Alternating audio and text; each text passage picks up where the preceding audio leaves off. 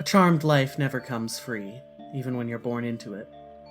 Hanako, of Clan Seki, the rulers of modern-day Janduri. A bustling city with a bustling palace, to be certain.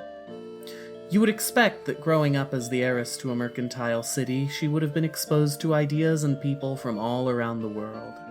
But no. Hanako's mother, Hikaru Seki, despised doing business at the palace most days, and left it in the capable hands of her advisors and subordinates. Instead, Hanako's childhood was spent in a compound owned by her family on the rocky cliffs of the island, a place where few dare tread. She was only ever close with her mother and her uncle through most of her life.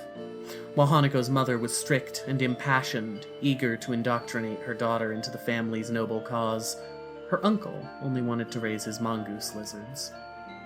Though Hanako's mother disapproved of her time in the stables, Hanako grew close to a particular hatchling, Azula.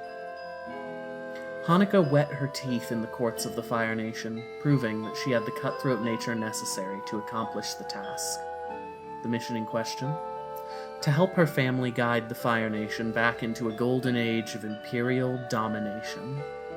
Just the same as Ozai had during the 100-Year War.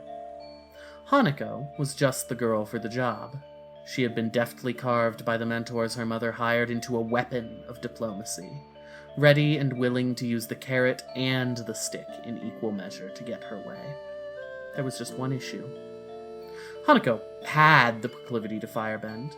It was only natural. A Seki woman who couldn't firebend was just as unfit for the throne as a man, which was why it was quite embarrassing for her mother when Hanako could never produce flame. She could manipulate flame perfectly, snuff it out in an instant, even. Hanako began using a censer incense burner to supplement her firebending, but no matter how hard her mother pushed, something about traditional firebending techniques never sat right with Hanako. Rather than leaving her vibrant and impassioned, the lessons always felt awkward, humiliating. When the Earth King's coronation came around, Hanako had just come of age. She was ready to be sent out into the world. It took a bit of convincing, but eventually her mother relented.